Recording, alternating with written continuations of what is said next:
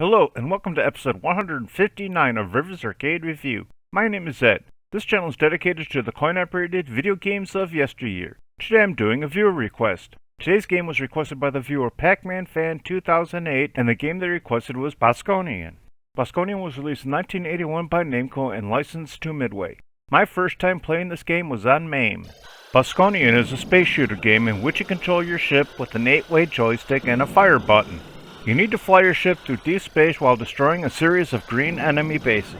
The player's ship looks very similar to the ship in the game Galaga.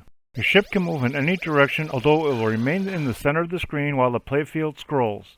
Your ship will shoot simultaneously from the front as well as the back. The game begins with the game's voice stating "Blast Off." On the lower right of the screen will be a purple radar screen. This screen will display the location of your ship via a flashing white dot. The playfield will be finite, and if you fly your ship past one end of the radar, you will appear on the other side. Above the radar screen will be a color-coded condition display. During normal play, the condition will be green. The other colors will be covered later in the video. Each level will have several enemy bases. These bases will be hexagonal in shape and consist of 6 large globe-shaped cannons. These bases will show up as a green dot on your radar display. These cannons will fire at your ship. You need to avoid these shots because if one hits your ship, you will lose a life.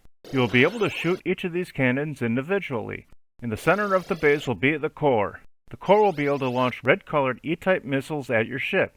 Contacting this missile will cost you a life. You can shoot these missiles for extra points.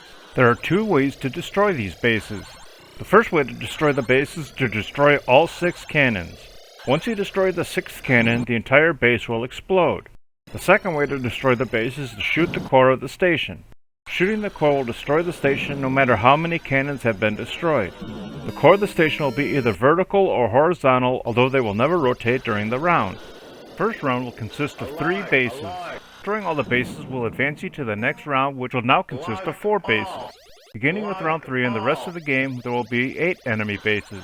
Each level will be at a harder difficulty, with enemy bases being closer together as well as your ship moving faster, making it harder to line up your shots with the base core. In addition to it being harder to line up the base core, the core will protect itself by occasionally closing itself off, making it impenetrable. In addition to the enemy bases, there will be asteroids and cosmo mines that will be floating in space. You need to avoid or shoot these items because if you contact either one, you will lose a life. There will also be 4 different types of enemy missiles that will chase you down. The first missile is the E-type, which I mentioned earlier, which will only fly straight after being launched by the enemy stations. The second type of missile will be the pink-colored I-type missile. This missile will be the slowest of the missiles. The third will be a blue P-type missile, and will be slightly faster and more maneuverable than the I-type missile. The fourth will be a green spy ship. This will be the fastest and most maneuverable of all the enemies. These enemies will continuously try to crash into your ship, and if they succeed, you will lose a life. These enemies will also be destroyed if they crash into a mine or an asteroid. You can shoot these enemies for extra points.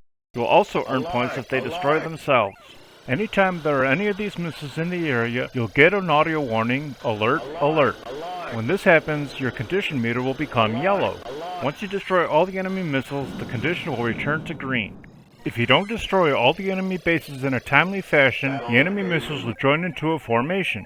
When this happens, your condition meter will display formation attack, and there will be a display of what pattern they have formed to give you a heads up as to what to expect. No matter which missiles are in the formation, they'll seek out your ship and attempt to destroy it. The lead missile will be a different color than the rest and will be worth double the points for destroying it. Defeating the lead missile will cause the other missiles to break formation. You will earn a bonus for destroying all the missiles in the formation. If you continue to take too long to clear the round, your condition meter will become red and you will get the audio warning "Condition Red." When this happens, a continuous barrage of enemy missiles will be attacking you, although now they will be even faster. Once the condition red happens, it will remain red for the rest of the round or until you lose a life.